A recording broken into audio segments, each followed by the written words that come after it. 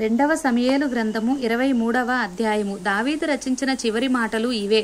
యెషయి కుమారుడగు దావీదు పలికిన దేవోక్తి ఇదే. యాకోబు దేవుని చేత అభిషిక్తుడై మహాధిపత్యము నొందినవాడును, ఇశ్రాయేళ్ల స్తోత్ర గీతములను మధురగానము చేసిన గాయకుడునగు దావీదు పలికిన దేవోక్తి ఇదే. యెహోవా ఆత్మ నా ద్వారా పలుకుచున్నాడు, ఆయన వాక్కు నా నోట ఉన్నది. ఇశ్రాయేళ్ల దేవుడు సెలవిచ్చుచున్నాడు, ఇశ్రాయేలుకు ఆశ్రయదుర్గమగు వాడు నా ద్వారా మాటలాడుచున్నాడు. మనుష్యులను ఏలు ఒకడు పుట్టును, అతడు నీతిమంతుడై దేవుని యందు భయభక్తులు కలిగి ఏలును. ఉదయకాలపు సూర్యోదయ కాంతి వలె, మబ్బు లేకుండా ఉదయించిన సూర్యుని వలెను, వర్షము కురిసిన పిమ్మట నిర్మలమైన కాంతి చేత భూమిలో నుండి పుట్టిన లేత గడ్డి వలెను అతడు ఉండును. నా సంతతి వారు దేవుని దృష్టికి అనుకూలురే గదా. ఆయన నాతో నిత్య నిబంధన చేసి ఉన్నాడు. ఆయన నిబంధన సర్వ సంపూర్ణమైన నిబంధనే, అది స్థిరమాయను. దేవునికి పూర్ణానుకూలము, అది నాకు అనుగ్రహింపబడిన రక్షణార్థమైనది. నిశ్చయముగా ఆయన దానిని నెరవేర్చును. ఒకడు ముండ్లను చేతపట్టుకొనుటకు భయపడినట్లు దుర్మార్గులు విసర్జింపబడుదురు.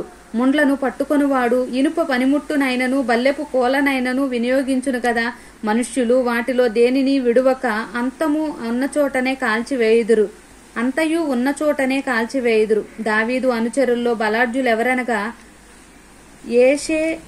బెషెబెతను ముఖ్యుడగు తక్మోనీయుడు. అతడు ఒక యుద్ధములో 800 మందిని హతము చేసెను. ఇతని తరువాతి వాడు అహోహీయుడైన దోదో కుమారుడైన ఎలియాజరు. ఇతడు దావీదు ముగ్గురు బలాఢ్యుల్లో ఒకడు. యుద్ధమునకు కూడి వచ్చిన ఫిలిస్తీల ఇశ్రాయేలును తిరస్కరించి ఢీకొని వచ్చినప్పుడు ఇశ్రాయేలీలు వెళ్లిపోగా ఇతడు లేచి చేయి తిమ్మిరిగొని కత్తి దానికి అంటుకొని పోవు వరకు ఫిలిస్తీలను హతము చేయుచూ వచ్చెను. ఆ దినమున యెహోవా ఇశ్రాయేలుకు గొప్ప రక్షణ కలుగ చేసెను. దోపుడు సొమ్ము పట్టుకొనుటకు మాత్రమే జనులు అతని వెనుక వచ్చిరి. ఇతని తరువాత వారెవరనగా హరారీయుడగు అగే కుమారుడైన షమ్మ.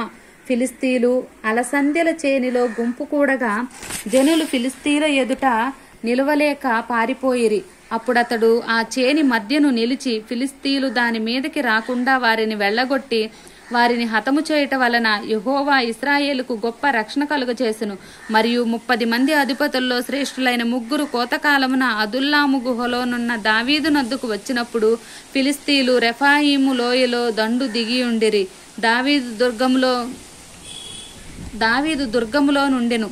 ఫిలిస్తీల దండు కావలివారు బెత్లెహేములో ఉండిరి. దావీదు బెత్లెహేము గవిని దగ్గరనున్న బావి నీళ్లు ఎవడైనను నాకు తెచ్చి ఇచ్చిన ఎడల ఎంతో సంతోషించదనని అధికారితో పలకగా, ఆ ముగ్గురు బలాఢ్యులు ఫిలిస్తీల దండు కావలి వారిని ఓడించి దారి చేసుకుని పోయి బెత్లెహేము గవిని దగ్గరనున్న బావి నీళ్లు చేది దావీదు నొద్దకు తీసుకుని వచ్చిరి. అయితే అతడు ఆ నీళ్లు త్రాగుటకు మనస్సు లేక యెహోవా సన్నిధిని పారబోసి, యెహోవా, నేను ఇవి త్రాగను, ప్రాణమునకు తెగించిపోయి తెచ్చిన వారి చేతి నీళ్లు త్రాగుదనా?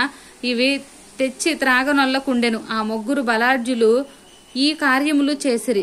సెరూయ కుమారుడును యావాబు సహోదరునైన అబీషై తన అనుచరుల్లో ముఖ్యుడు. ఇతడొక యుద్ధంలో 300 మందిని హతము చేసి వారి మీద తన ఈటెను ఆడించెను. ఇతడు ఆ ముగ్గురులలో పేరు పొందినవాడు. ఇతడు ఆ 30 మందిలో ఘనుడై వారికి అధిపతి ఆయను. కాని మొదటి ముగ్గురితో సమానుడు కాకపోయెను. మరియు కస్బేయేలు ఊరివాడైన క్రియల చేత ఘనత నొందిన వాడు పరాక్రమశాలికి పుట్టిన యెహోయాదా కుమారుడైన బెనాయా అను ఒకడు ఉండెను.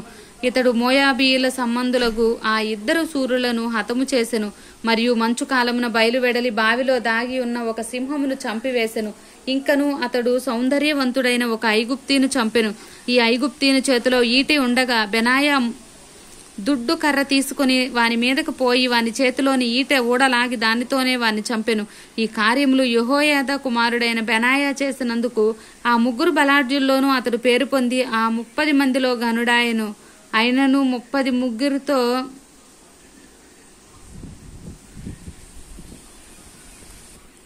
అయినను మొదటి ముగ్గురితో సమానుడు కాకపోయెను.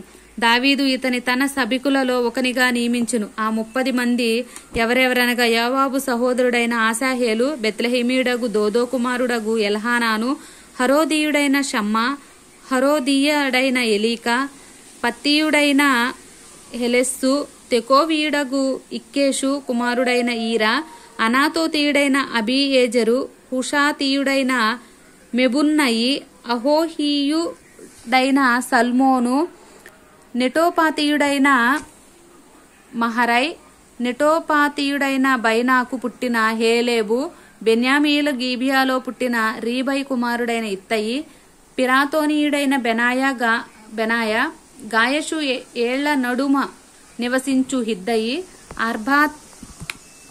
ఆర్బాతీయుడైన అబియల్బోను, బర్హుమీయుడైన అజ్మావేతు, షయల్బోనీయుడైన ఎల్యహ్బా, యాషేను యొక్క కుమారులలో యోనాతాను, హరారీయుడైన షమ్మా, హరారీయుడైన షారారు నకు పుట్టిన అహీయాము, మయాకాతీయునకు పుట్టిన అహాస్బాయి కుమారుడైన ఎలీపెలేటు, గిలోనీయుడైన అహీతోపేలు కుమారుడగు ఎలియాము, కర్మెతీయుడైన హెస్రై, అర్బీయుడైన పయరై, శోభావాడగు నాతాను యొక్క కుమారుడైన ఇగాలు, గాదీయుడైన బానీ, అమ్మోనీయుడైన జెలేకు, బెయేరోతీయుడైన నహరై, ఇతడు సెరూయ కుమారుడగు యోవాబు యొక్క ఆయుధములను మోయువాడై ఉండెను.